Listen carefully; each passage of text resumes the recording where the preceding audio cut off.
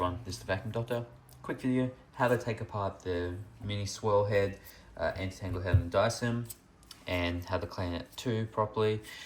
So what you want to do, turn around. You want to see this red lever. I'll put it out, and then we can pull this apart. This will come separate. Put that to the side for now. What you want to do, this is the brush bar, pull that off. If you have a sanitized wipe, like I do, you can wipe it. If that doesn't get rid of any smells, you can wash that underwater. This is your little motor. Now, sanitized wipe only, no washing in water. Now you're left with this. We can take this apart. You see the side here? Grab a flat head screwdriver, gently pry inside and up, lift it, and then pull. This will come apart. We can wipe this down here, we can wipe this down. We can even wash these, okay? Now, what you want to do first, to reassemble, put in. That's done for this. This part can be tricky.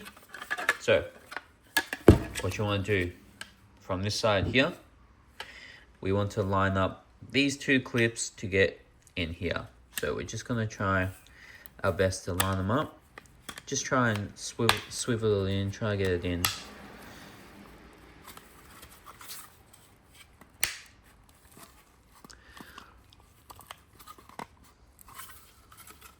And then we can line up with this side as well.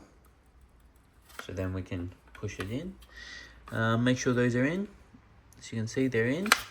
That's easy. Then we want to push it in like this. Now to do that, this little part here has to go through here.